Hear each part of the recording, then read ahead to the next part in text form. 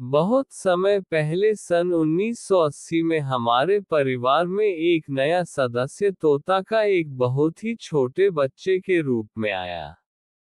लगभग 4 महीने में उसके हरे रंग के पंख पूरी तरह से तैयार हो गए थे। बिल्ली के डर से इसे एक लोहे के पिंजरे में डाल दिया गया। अपनी सीटी की आवाज में धीरे धीरे बोलने लगा था। तब इसका नाम सबने मिलकर मीठू रख दिया।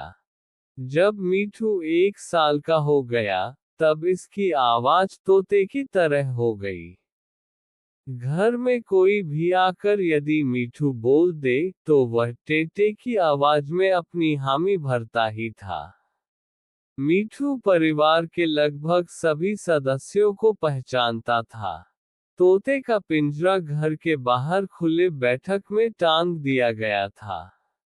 एक दिन की बात है, घर में कोई नहीं था। अचानक देखा गया कि पिंजरा खाली है। नीचे से किसी ने बिल्ली को जाते हुए देखा। पिंजरा का दरवाजा खुला था। इससे सभी परेशान हो गए। फिर किसी ने मीठू मीठू कहकर आवाज लगाया। तब टेटे की आवाज आई। वह आवाज वरांडा के वेंटिलेटर से आई थी। देखा गया कि मीठू वहीं बैठा था। ये देखकर सबने राहत की सांस ली। इसके बाद पिंजरे में मीठू के खाने के लिए कुछ रखकर वेंटिलेटर के नजदीक लाया गया। फिर वह धीरे धीरे पिंजरा में आ गया। इसके बाद सबने सवाल उठाया कि पिंजरा का दरवाजा कैसे खुला। क्या ये हरकत खुद मीठू ने किया था? मेरे मन में यह बात आई कि ऐसी घटना दोबारा भी हो सकती है। मीठू शायद पिंजरा से बाहर निकलकर आजाद होना चाहता है।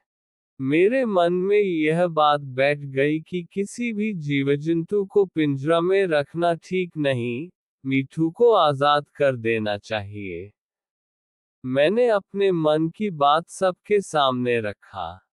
छोटे बच्चों ने मना कर दिया, लेकिन जो बड़े थे, वो मेरे समर्थन में आ गए। मीठू अब पिंजरा में अपना पंख फरफराता रहता था। एक दिन हम सबने अपनी योजना के अनुसार उस पर नजर बनाए हुए पिंजरा का दरवाजा खोल दिया। करीब 2-3 मिनट वह पिंजरे के दरवाजा पर आकर इधर उधर देखता रहा और अचानक उड़ गया। उस समय ऐसा महसूस हुआ कि हमारे घर का एक सदस्य कुछ दिनों के लिए घर से बाहर चला गया। उसके जाने के बाद घर के सदस्य उदास हो गए थे, क्योंकि टेटे की आवाज सुनाई देना बंद हो गया था। सभी को उसकी याद आ रही थी। शाम का समय हो रहा था, तभी एक तोते की आवाज आई। सभी लोग घर की तरफ दौड़े। शायद अपना मीठू वापस आ गया है। घर आकर देखा गया कि मीठू पिंजरा में बैठे टेटे की आवाज लगा रहा था। मीठू को देखकर सभी खुश हो गए। बच्चे उसके खाने पीने की व्यवस्था में लग गए। अब वह रोज सुबह उड़कर इधर उधर जाता और शाम को घर आ जाता था। मीठू को मेरी दादी से ज्यादा लगाव था। वह दादी को देखते ही जोर जोर से बोलने लगता था। दादी उसके खाने के लिए कुछ न कुछ लाती रहती थी। एक दिन शाम के समय हम बच्चे दादी के साथ शकरकंद के खेत में बैठे थे। उस खेत के किनारे एक शीशम के पेड़ पर बैठे एक तोते की आवाज आ रही थी। सबको लगा कि ये मीठू ही है। सब मीठू मीठू कहकर उसे बुलाने लगे। मीठू पेड़ से उड़ते हुए हम लोगों के आसपास उड़ने लगा। तभी दादी ने एक हाथ फैलाकर बोला, मीठू मेरे पास आ जाओ। देखते ही देखते मीठू दादी के हाथ पर बैठ गया। दादी ने उससे पूछा, तुमने कुछ खाया है या नहीं, भूख तो जरूर लगी होगी। मीठू दादी के सवालों का जवाब टेटे बोल कर ही दिया।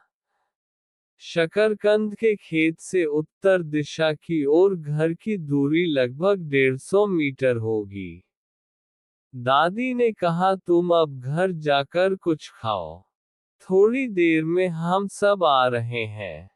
ऐसा कहते हुए दादी ने घर के तरफ उसे उड़ा दिया। वह सीधा उड़ते हुए घर गया।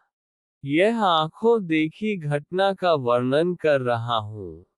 एक दिन सुबह मीठू रोज की तरह बाहर घूमने गया और शाम को तेज आंधी और तूफान के साथ बारिश भी होने लगी। आंधी और बारिश का प्रकोप रात भर रहा। परिवार के सभी सदस्य मीठू की चिंता में परेशान थे। सुबह उठते ही सबने ऐसा समझ लिया कि शायद मीठू के साथ कोई अनहोनी न हो गया हो। पर शाम होते ही मीठू घर आ गया था। अब सबको विश्वास हो गया था कि मीठू घर छोड़कर कहीं नहीं जाएगा। मीठू एक पालतू तोता था, इसलिए वह ज्यादा ऊंचाई पर उड़ नहीं पाता था। एक दिन वह घर के उत्तर दिशा की ओर मूंग की खेत में दाना चुगते हुए इधर उधर उड़ रहा था।